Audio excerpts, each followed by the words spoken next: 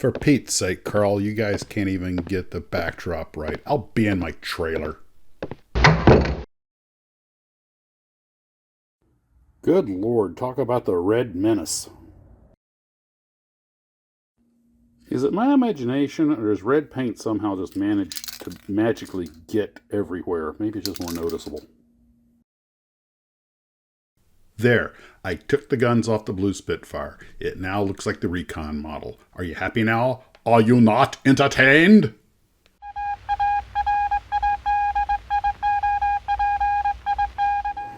Hey Glue Troopers, Max and Max's Models here. So I've been in the TARDIS working today, and I started back on the Hughes 500, which I'm modifying obviously to make it a Night Industries type kit bash.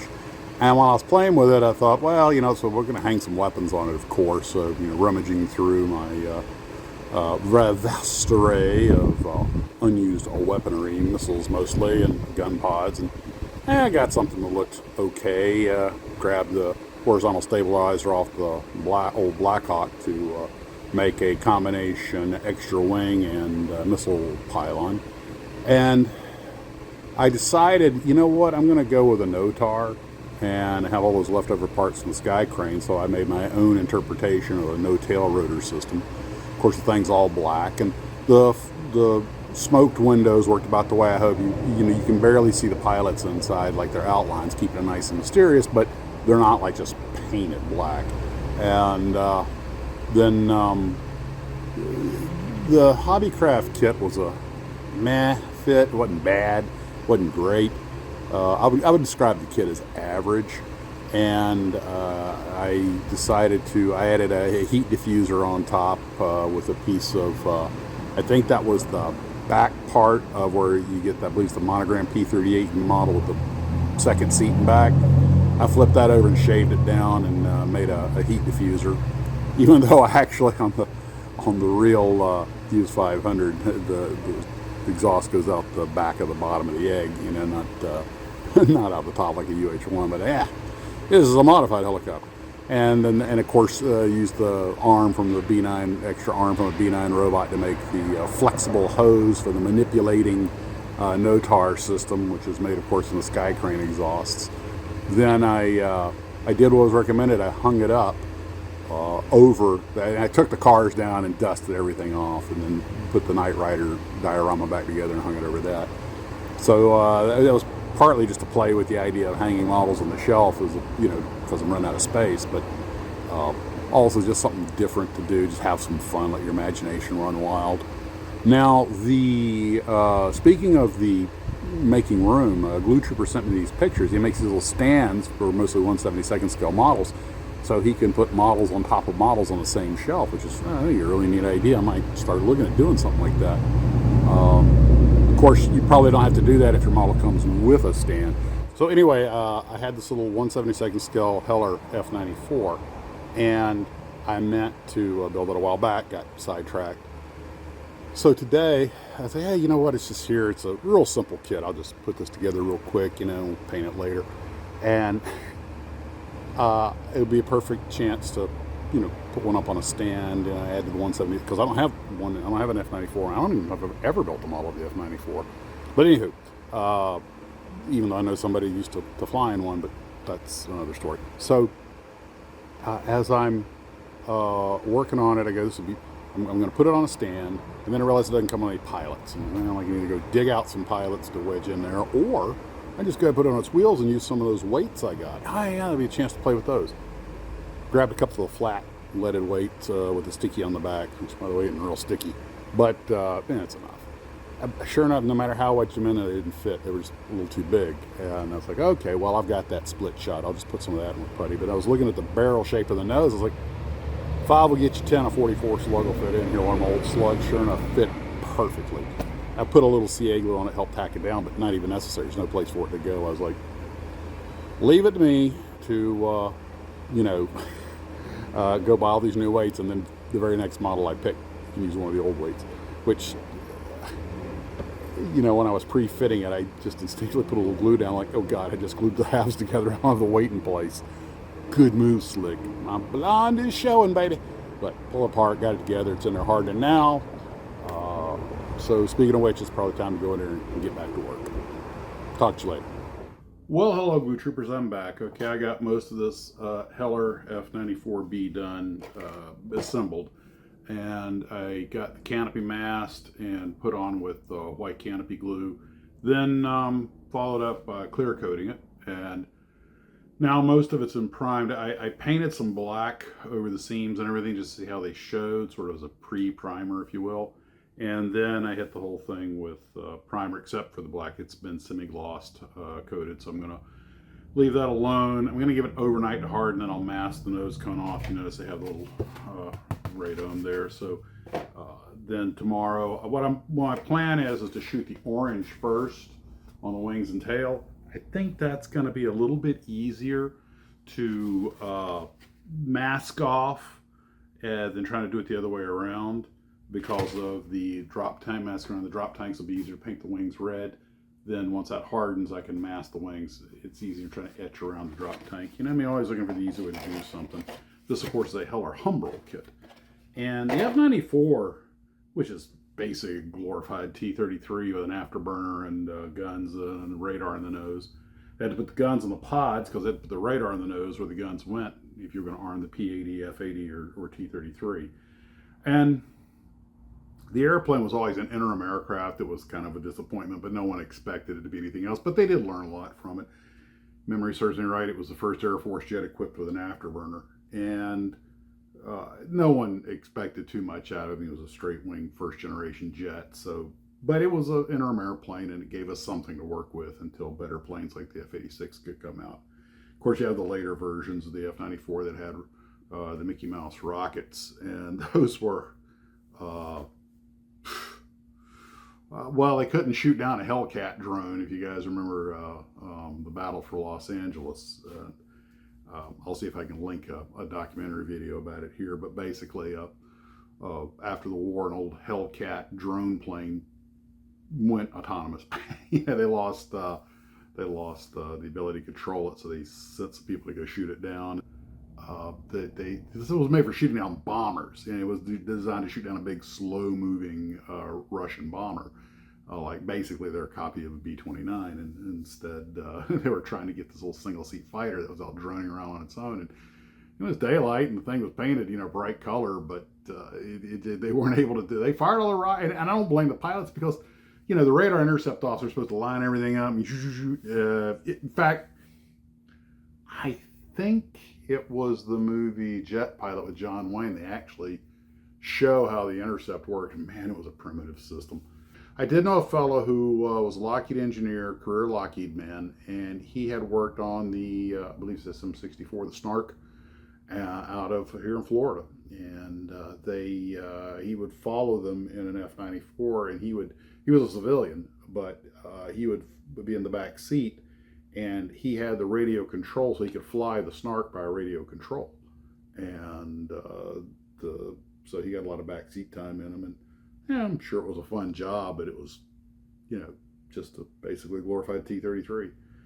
And that's, it's one of those airplanes like the F-80-90 Scorpion that was just, the technology just wasn't there yet. And man, I think it was a Scorpion I was looking up. I was kind of shocked when I saw just how dangerous those things were. I mean, we all know that World War II vintage aircraft, as much as we love them, that they were, it was 30s, 40s technology, piston engine. There were a lot of accidents, a lot of mechanical failures and stuff. But people didn't forget the early jets. I don't think they fared any better. They had some pretty high accident rates with those things. And I mean, all the way up to the Century Series. I remember reading a safety report one day, because that's the kind of stuff that I do, on the F-101 Voodoo, I believe it was, and was talking about, well, this one at Moody Air Force Base, and moved over and killed the crashed and killed the crew because this happened, and this Air Force Base had a similar nova. All the crew was able to eject. I was like, how many of these things are dropping out of the sky? The Air Force is treating these things like it's just another Tuesday, which I guess back then it was. And so, today our equipment is so bloody reliable, but that's another thing.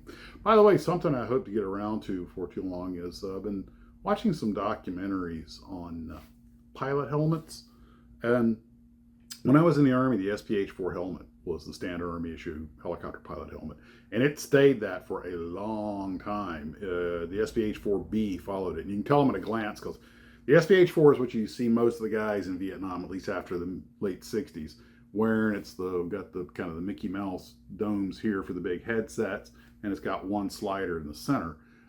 The B model had a slider down each side. That's how you can tell them apart at a glance. They had better acoustics and everything. But I've been watching these documentaries on the evolution of these things. I didn't realize the first couple of Army aviation helmets actually were Navy helmets that the Army adopted. But and I didn't realize that all these, like SPH-4, they all have a meaning.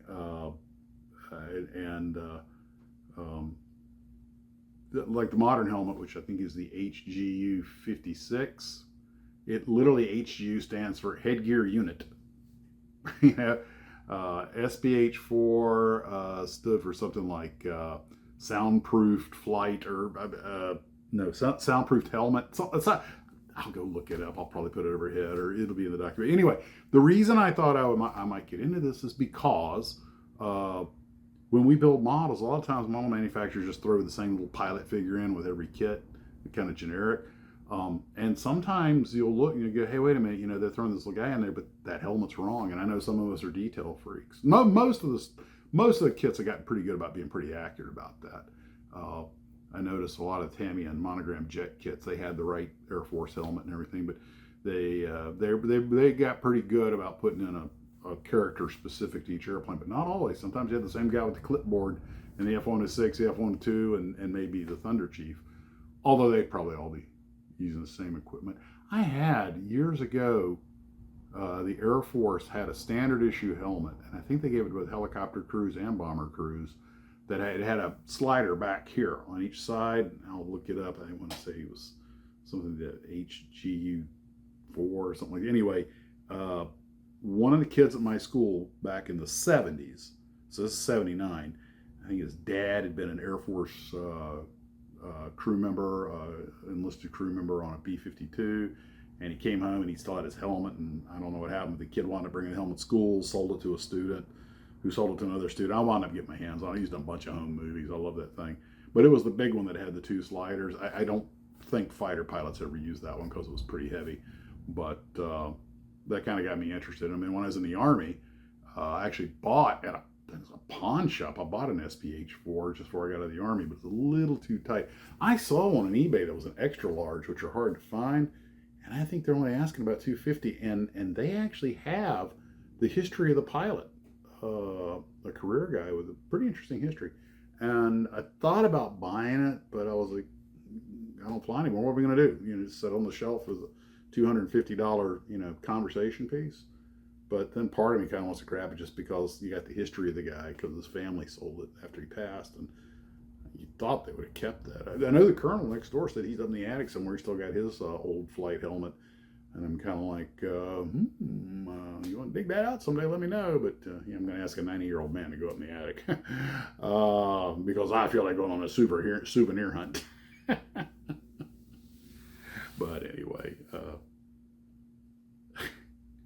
oh God, okay. Sorry, I stopped talking because my mind drifted off onto memory lane. I know a lot of you guys were aviators, so tell me about your headgear. And by the way, that stuff's expensive. When my older brother still has his helmet from flight school, and those things. And he went in the early '80s, and by that point they were actually form fitting them, and taking molds of your head and everything, or shapes. I mean, Gentex makes most of those. It makes most of these helmets, and headgear in aviation they're expensive, and it's a science. I'll link some documentaries on there, and then I'll put something together. Okay, guys, gotta run, gotta make this video. You take care of yourselves. Talk to you later. As always, Model on.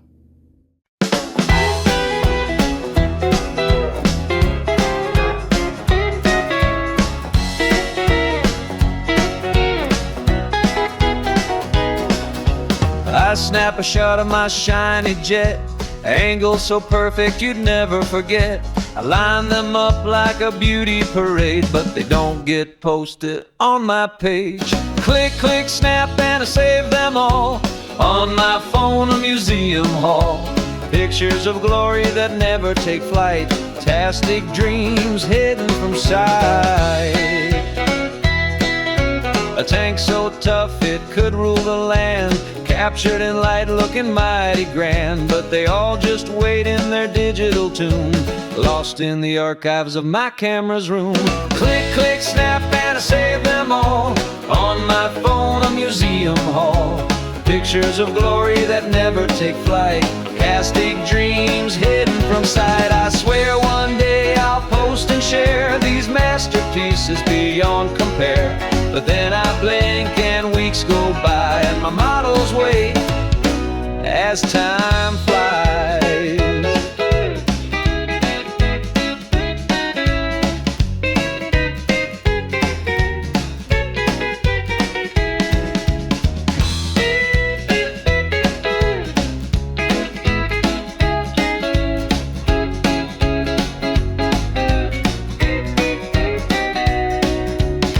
Ship ready to soar to the stars, photograph like it's on Mars, but those pixels stay in a quiet file, waiting their turn maybe for a while.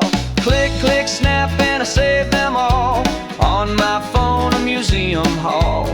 Pictures of glory that never take flight, fantastic dreams hidden from sight. Click, click, snap, and I save them all on my phone, a museum hall. Pictures of glory that never take flight, fantastic dreams hidden from sight.